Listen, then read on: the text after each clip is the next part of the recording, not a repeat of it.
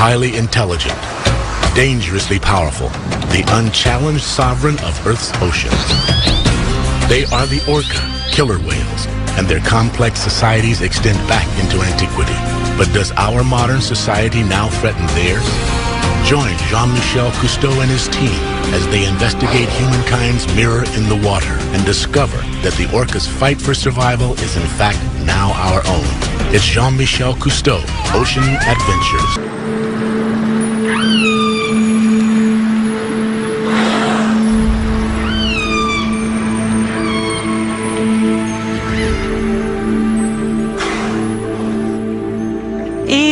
She was a wonderful whale.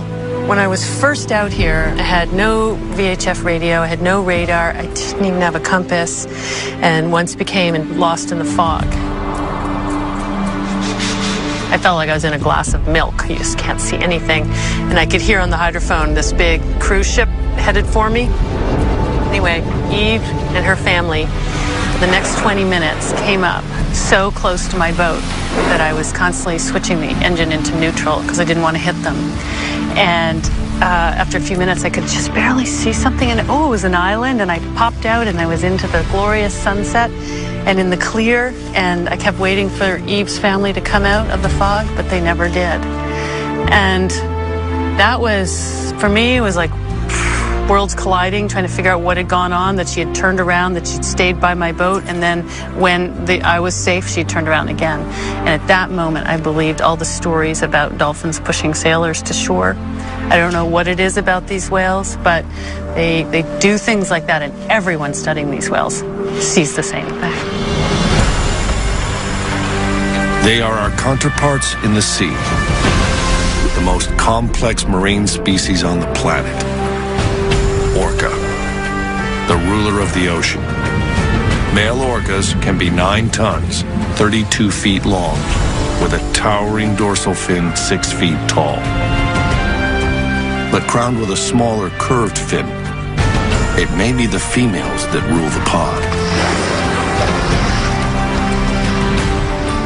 They are the most widely distributed marine mammal in the world. Their realm extends from the Arctic to the Antarctic. Largest of the dolphins, orcas, also called killer whales, number fewer than 100,000 worldwide. And finding them will take Jean-Michel Cousteau and his team across the globe, accompanied at times by his son Fabien and daughter Celine. The Cousteau team will journey to both the northern and southern hemispheres as they seek out killer whales in the Pacific Ocean. The team will discover that people and orcas share surprising similarities, even similar needs, a fact made clear by their experiences with Keiko, the world's most famous killer whale. The team will also learn how some of the characteristics we consider strictly human, like language and culture, may have also evolved among killer whales. They'll travel among groups of orcas that are as similar and as different as we are from each other. Their journey begins in the Pacific Northwest, where orcas have been revered by native people for millennia, studied by scientists for decades, and where our story of the complicated relationship between orcas and people begins. What we're trying to do is to make the connection between humans and nature, comparing humans and orcas. They are the dominant species in the ocean. We are the dominant species on land. And we all depend on the same thing. The killer whale, the orca, is such a powerful animal in terms of its appeal to people. It captivates the imagination because we know that they're large dolphins and they are very intelligent. They live in very social groups, much like our own. John Ford is a pioneer in orca acoustics, the first scientist to identify dialects in their calls and to change our beliefs. Even though I've only been involved studying orcas for around 30 years, things have changed so drastically in our attitude towards this incredible animal. The attitude at that time was that these were dangerous animals, a threat to people, a threat to the livelihood of fishermen. And I was caught up in that. When I was young, growing up on Vancouver Island here, we'd go out fishing and a group of orcas would go by and we would be terrified if they swam under the boat, because that was the feeling that these were dangerous animals. On our coast in the mid-1960s to mid-1970s, there was a live capture fishery for orcas, and they were sent to aquariums all over the world. I actually got a job at the Vancouver Aquarium and soon became a whale trainer in the early 70s, and got to know them in that context, and they were fascinating animals, of course. Even then it was quite controversial holding them in captivity, but I realized we had so much to learn from them. Orcas have very large, complex brains, and when I first caught sight of an orca brain, which was in a jar on a shelf in a lab, I was really quite amazed. So the first question that came to me was, what does this whale do with that brain? Still the question I'm asking. That was 40 years ago, and you worked with some animals in captivity? 1967. Behavioral research with an orca named Skana at the Vancouver Aquarium, and they wanted somebody to study the whale. What did you learn from her? Mostly, I think I learned that this was a very unsuitable place to keep a remarkable being. That was around the time, actually, that Dr. Michael Bigg, who died in 1990 and was very much our mentor and the true pioneer whose vision led to photo identification, he started learning about the societies that these whales live in around our coast, and that these were incredibly complex animals with very elaborate social relationships. You put the brain and the implications of that together with the social side, and you understand immediately that putting her in a concrete tank and completely shutting off the company of her kind was an enormously unfair and inappropriate thing to be doing. But at the time, it was through the close contact of captivity that we began to learn about them, one at a time. The story of one whale in particular, named Keiko, stirred our passion and raised enduring questions about captivity. Keiko was captured in 1979 in Iceland and became one of the 136 orcas taken into captivity since 1961. But he did not become one of the more than 100 that have died there, or one of the 42 killer whales that remain in captivity. Captured at age 2 and eventually sent to Mexico City, Keiko was breathing the world's smoggiest air, a master of the ocean at 7,000 feet above sea level, in the artificial seawater of a shallow pool where he entertained the crowds. Keiko would have lived his life in poor health, swimming in circles, except for one thing. He became a movie star. As Willie, he was free to 10 million film-going children. But in reality, Keiko went nowhere. The stress of his environment caused a skin disease, which spread as his health seriously deteriorated. The real whale was slowly dying, and Keiko had to be moved. When it was learned that Keiko was still captive, millions of children wrote in, demanding his freedom, and a spontaneous movement was started to free the sick whale. Keiko's owners donated him for the unprecedented experiment of reintroducing him into the wild, and the Oregon Coast Aquarium customized a pool for his care. Suddenly, the reality of freeing Keiko became far more interesting than the movie, as Keiko began a long and complicated journey toward freedom.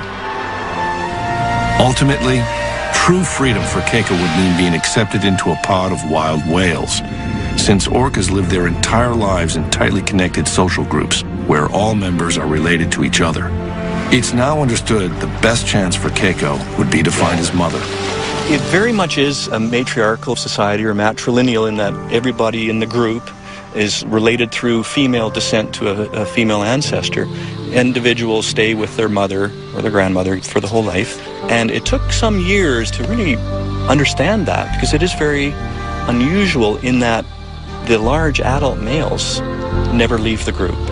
The bond between a mature male and his mother is very, very strong. I know that Eve, the whale that came to you in the fog, was a matriarch. What happened when she passed away? Eve only had 2 sons, no daughters. And those 2 males went around Hansen Island for weeks and didn't survive her death for very long.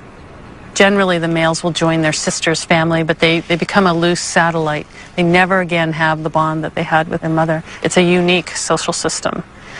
Orca is a very conservative animal. Basically, you only socialize with somebody who your mother introduced you to. The resident populations on this coast are really fairly clearly divided socially into 2 different groups. The northern residents, it's about 240 whales, 16 pods. The southern residents are around 90 whales, 3 pods, quite a bit smaller. What's really interesting, and we don't really understand this, but they never mix. And then we have overlaying that, we have transients, the mammal hunters. They don't mix with the residents, but they will often mix with other transients. And then occasionally we have these offshore whales, and they don't mix with these others either. So we have these whales that in many ways are just focused on their very familiar neighboring groups that are of the same lifestyle. It's a pattern strangely familiar, much like human tribes, existing near each other but separate, with languages and behaviors learned and passed on over generations. We define it as culture, and for both humans and orcas, different cultures exist among the same species. That was beautiful. Did you get that, Carrie? Yeah, I think so. That was amazing. See, I told you those 2 boys, huh? And they both did that. Yeah, they both did.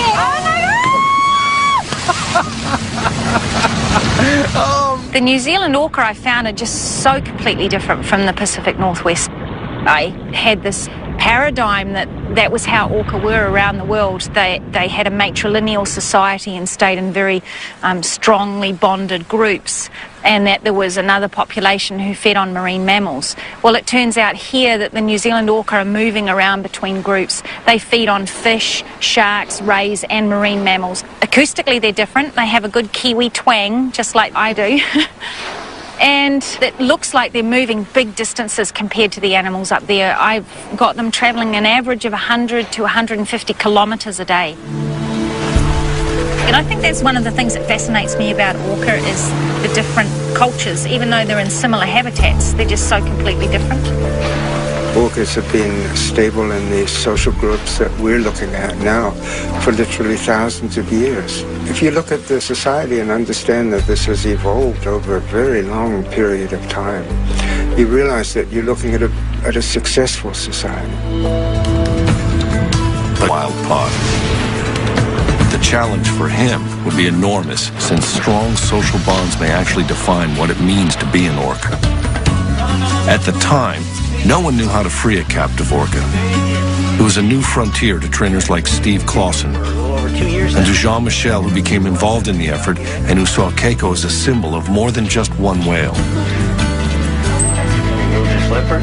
Curator Nolan Harvey knew how far Keiko was from a wild orca. We're trying to teach Keiko to not only work for us within this pool so we can take better care of him, but we need to let him become a killer whale again. We need to untrain him.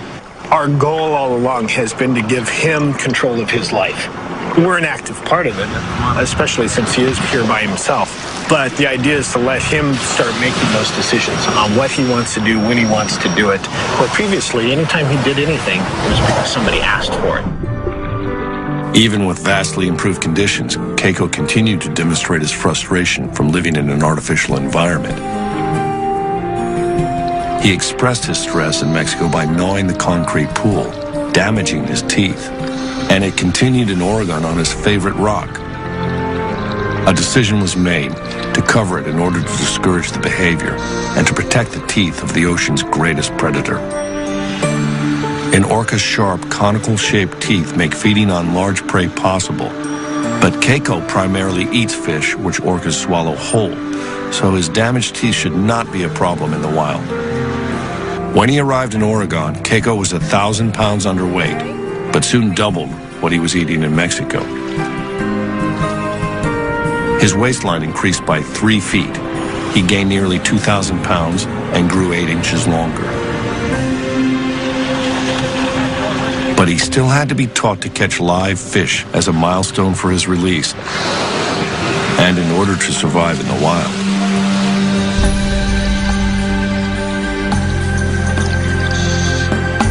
Accustomed to only dead fish, at first he treated the live meal like a toy. Surrounded by walls, Keiko had never been observed using echolocation in captivity, and to a wild killer whale, it's a fundamental skill. The whale's hearing spectrum is many times ours. Their sensitivity is incredible. They see with sound, so when they're finding food, they use their echolocation. They make sounds, they get echoes, and they can turn that into a mental three-dimensional image somehow.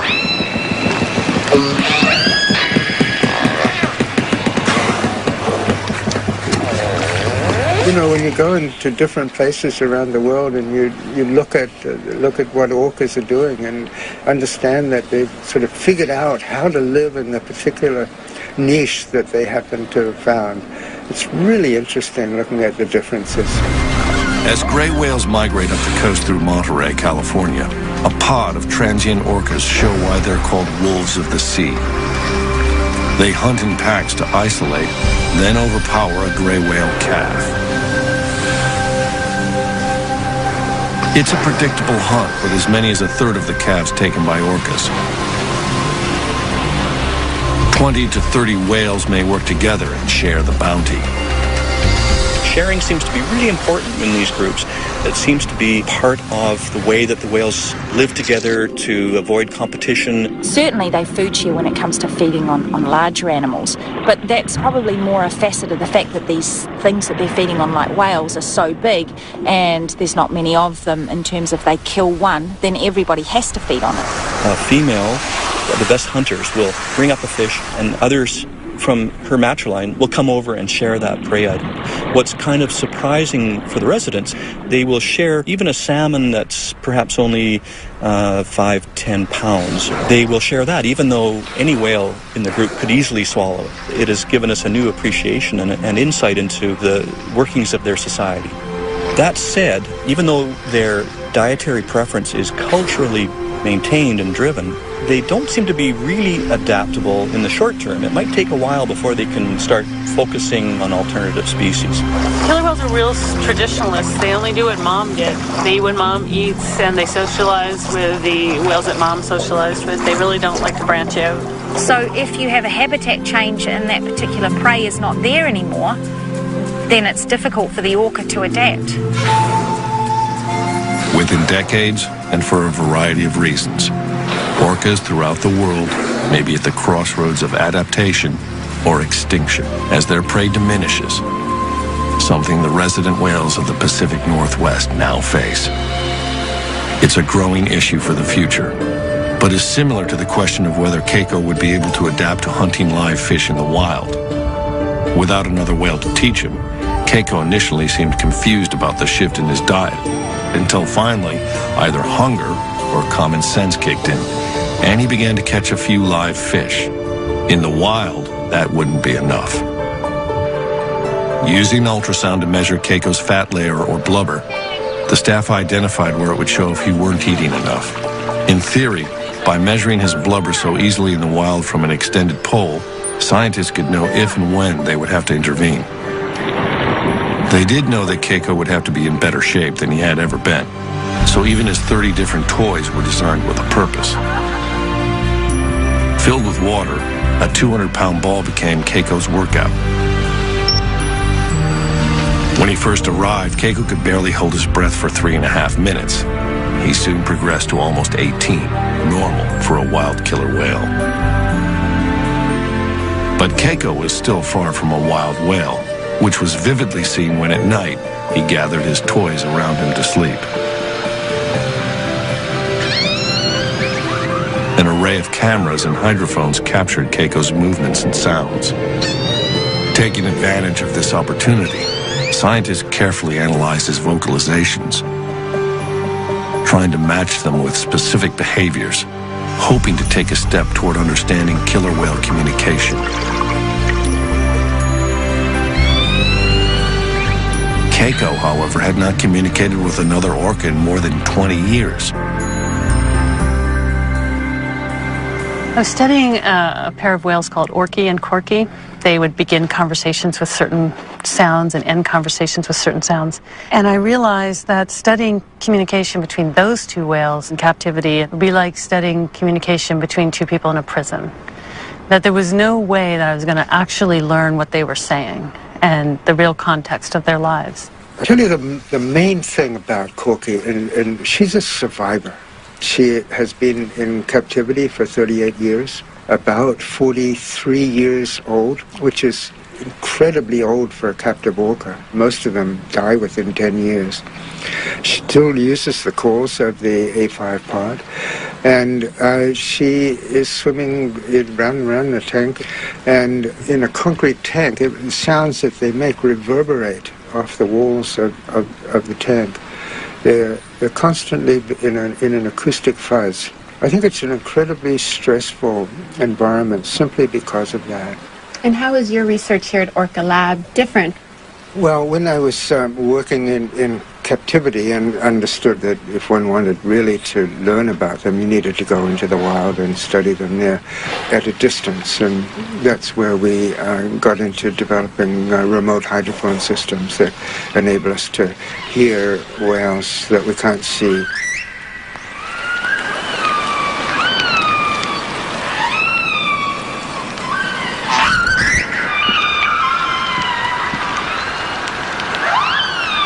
We have a network of hydrophones, covers about 50 square kilometers of the area around us, and we have speakers all over the place. We're listening to all of them all of the time, 24/7, 365.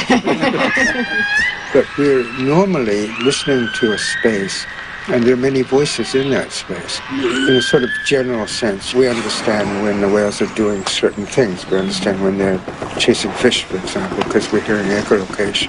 We understand when they're resting, because they make these really sort of low-energy calls. But we don't know who the voices belong to.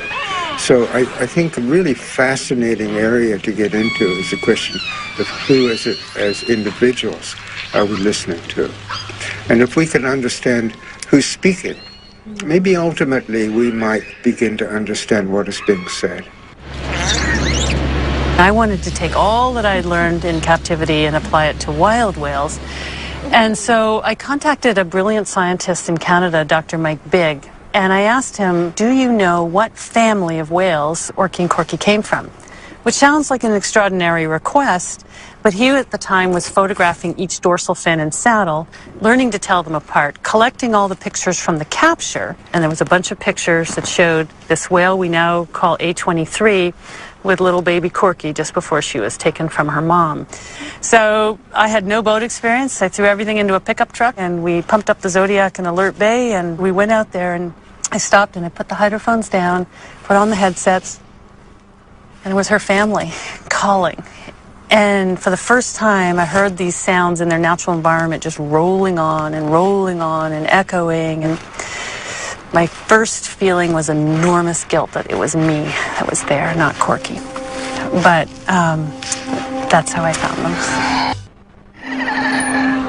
One promising factor in Keiko's finding his family was that orca calls can be heard 10 miles away.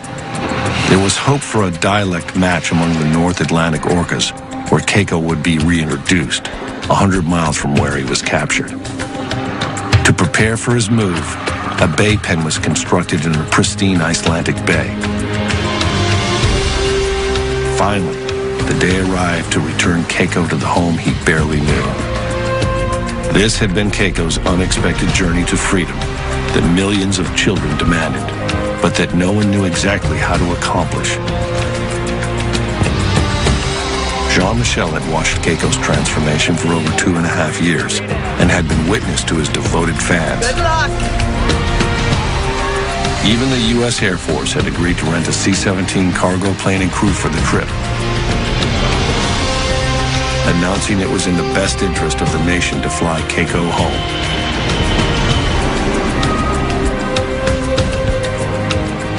He was covered in ointment for the flight to protect his skin from drying.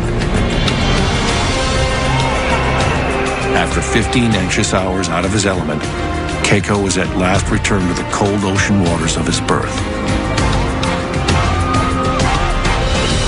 It was seen as the first step to restoring what had been taken away when he was captured.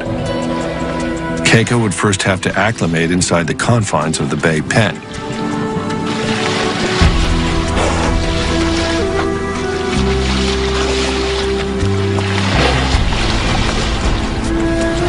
Months later, his world expanded to the enclosed bay, where for the first time, he ruled in relative freedom. It was Keiko's first chance at a small piece of the wild. Not since he was 2 years old had he experienced the sights and especially the complexity of sounds of a natural ocean environment.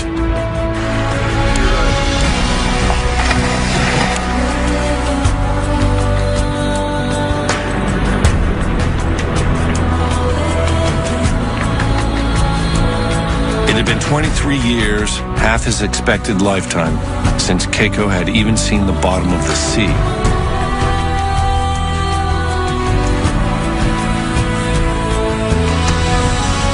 Keiko's world was gradually expanding, and for the next step, a satellite tag was attached to his rare flopped dorsal fin in order to follow him at sea. Its attachment was no more painful than piercing an ear, but the tag and Keiko would have to wait another season following complications to be tested at sea. Finally, in the summer of 2000, sea trials began. Everything from then on was up to Keiko. The difficult promise to give him the choice of freedom had been kept.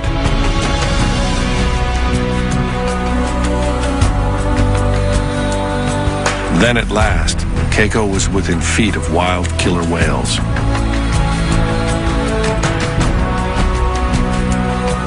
He seemed enthusiastic at first, but then experienced what might have been shyness or fear and turned back.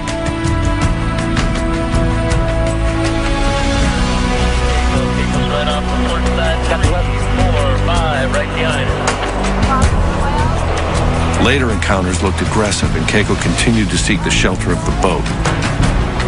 Right there, Chad. Right there. Of course it's speed, Michael. Over 3 summers, Keiko continued to approach passing whales, spending more time with them, possibly learning their ways. Then in 2002, after watching a pod feed on herring, he simply swam away in the proximity of whales. For over 2 months, Keiko was tracked by satellite. His course revealed no details about his experiences in the wild, but he emerged 1,000 miles away, sufficiently fed and unscathed. An enormous success.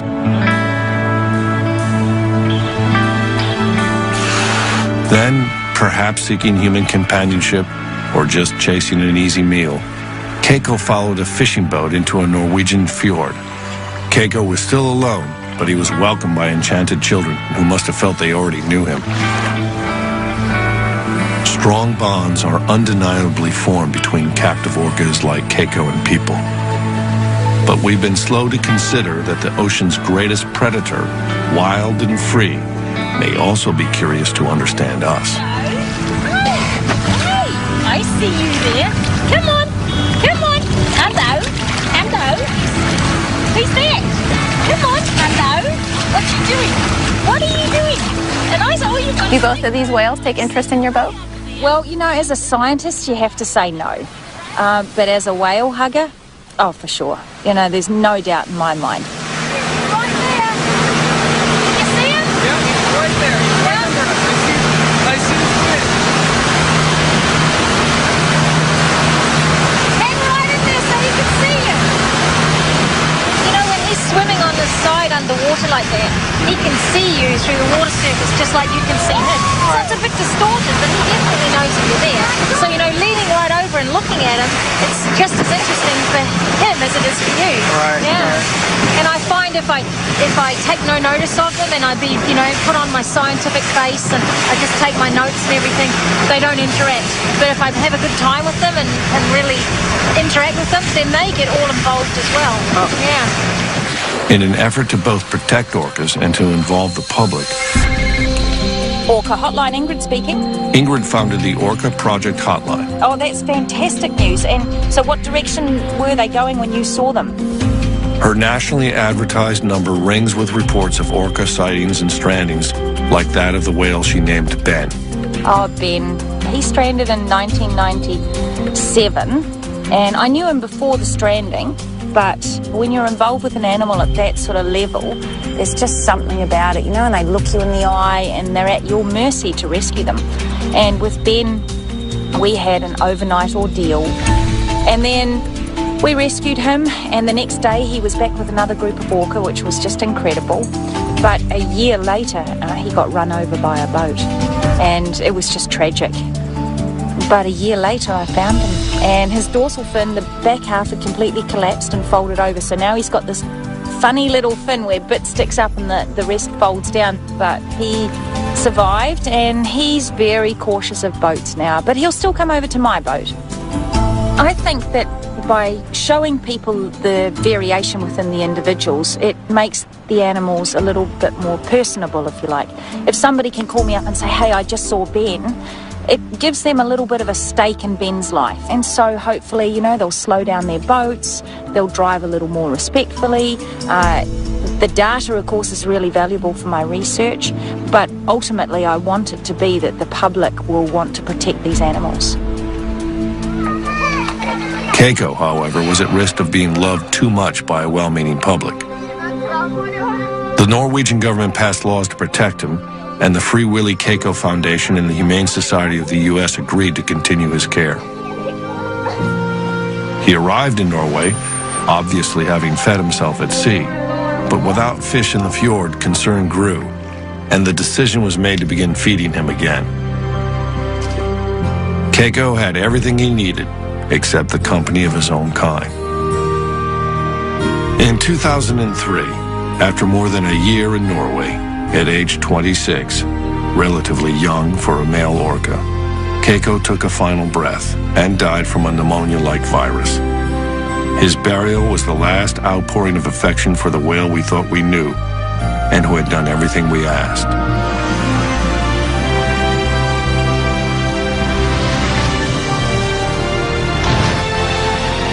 Keiko was the whale we had forever changed. And no matter how good our intentions, he was the whale we couldn't fix for him to become what nature had intended, an orca in the close company of other whales. It wasn't possible, even for the world's most loved, most famous whale. I think it would be quite impossible for anybody to propose capturing an orca, at least in North American waters at this point. So I think in that sense we've come quite a long way in terms of public attitudes. In terms of what we understand about orcas, we've also come a long way. I think at this point we understand enough about orca society to realize that this is complex and remarkable and fascinating. And we don't have the whole story yet, but what we do understand is really, really interesting. The debate about returning captive orcas to the wild and keeping them in captivity continues passionately, especially as we learn more about them, and continue to discover that there may be few other species more like ourselves. There do still remain countries tolerant of capturing orcas, but in most of the world, any up-close, hands-on contact comes when a whale ends up on the beach, stranded. Ingrid Visser is again changing what we know. You know, there was a lot of controversy, and there still is, about saving stranded whales and dolphins. People say that they have crushed internal organs from sitting on the beach for so long, and then other people say that they're no longer viable. The stress hormones and all of this sort of thing, that these animals can't reproduce, and that they're basically a drain on society if you put them back, because they're going to be eating fish and contributing nothing. So Miracle, she's stranded. She was rescued, and then I saw her again after the rescue 3 years later. And then about 5 years later, she had her first calf, and that calf is called Magic. So it was really, really incredible to see Miracle, who had this straining event, been rescued and then had her very first calf, and the calf has survived. So yeah, magic it was. Come on! How cool is that? Wow.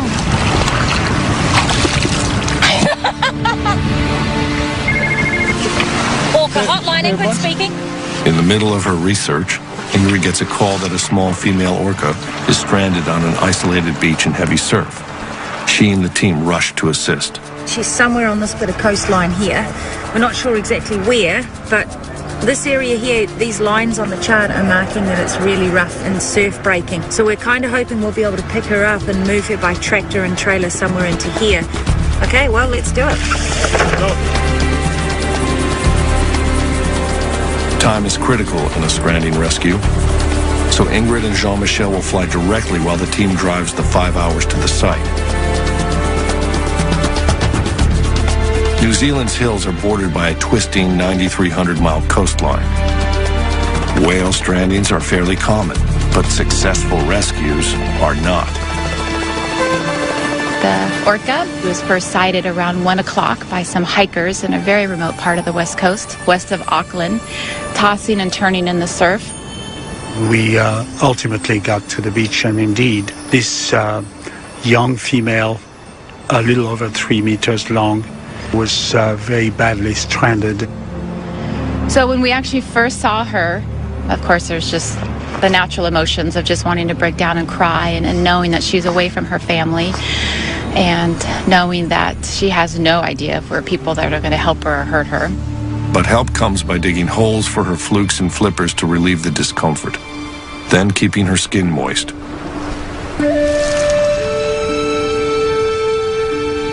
She was probably not alone, struggling in the surf, and another whale may have tried to pull her back to sea, judging from the marks raked across her tailstock. Ingrid names her Reiki.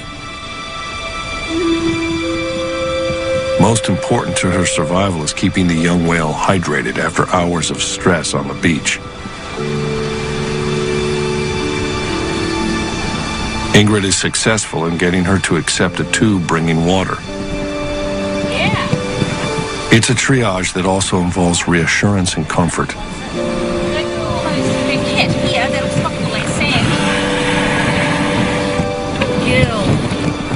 Even with expert care under changing conditions, it's believed that an orca can survive only about 24 hours out of water. Hopefully, she'll be okay, and hopefully reunited with her pod. She's a young female, needs her family. We're very, very anxious to see her back in the ocean, in her world. We moved the animal just right up above this tiny little town where there is a facility where we could pull the truck and the trailer right next to a freshwater source. So we had a hose where we could water her down, and we had an ongoing watch throughout the night. But finally, by 4 a.m., we knew it was time for Ingrid and Carl and the team to discuss what the options were to get her back into the water. There is her family. Carl and I have done orca strandings before, where 2 hours after we released the orca, it met up with its family. So it can be a long way away, and the animals will return if they hear her, but they won't be able to hear her calling if she's inside here over the bar with the surf. But then if we take her to the other coast, it's 100% guaranteed she won't find her family immediately. That's the worst con for both scenarios, is that where is her family? I defer to you more for non-biological in terms of your knowledge of the animals. In terms of running operation, staying here and releasing here is, as you can appreciate, by far it's the much most appropriate thing to do. It is definitely, but for her, I think it's better to have her on the other coast. And she knows very well that pods here off the North Island will visit the west and east coast frequently. So she felt confident putting this animal in the east side of the country, that there is a very good chance that this young whale will hook up with her family in the near future. A decision is made to move Reiki to the east coast, and the team prepares for what must be done to save the whale. For the heart monitor, we put it on early in the morning, and Ingrid wanted to keep track of her heartbeat throughout the rest of her time on the flatbed. It's becoming clear to the team that a positive outcome for the rescue is not guaranteed. Let's go, Cal.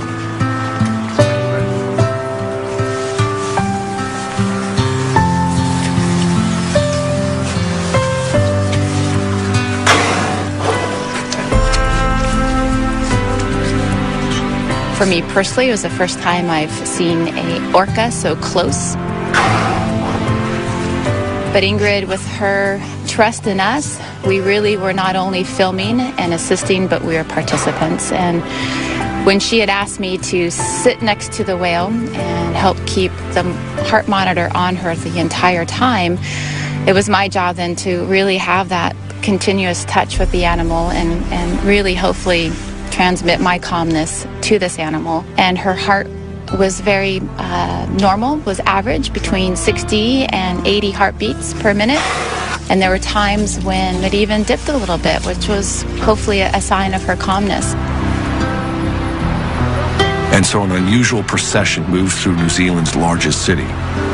So we drove right through the heart of Auckland, 90 minutes through town, with a moment of just sitting there thinking, I'm with a whale. I'm sitting here with a whale.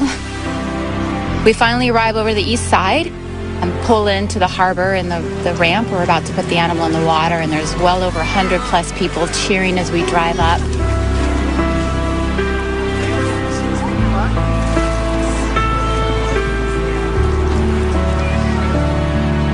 The whale is gently rocked into the water, but is disoriented from the ordeal and lies still.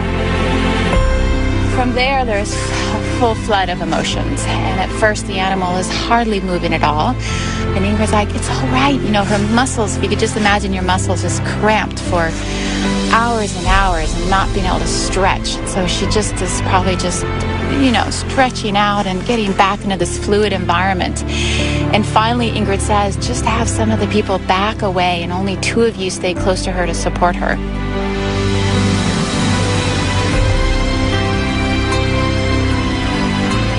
So sure enough, as soon as 3 people backed away from the animal, Carl and one of his staff were right by the head.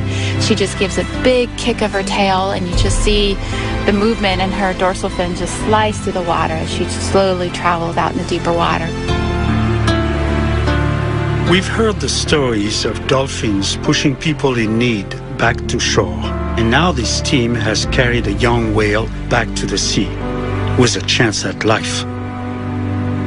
Perhaps orcas and people share an additional trait, the ability to care for another species, including each other. In our complicated relationship with nature, it may be a bond unlike any other.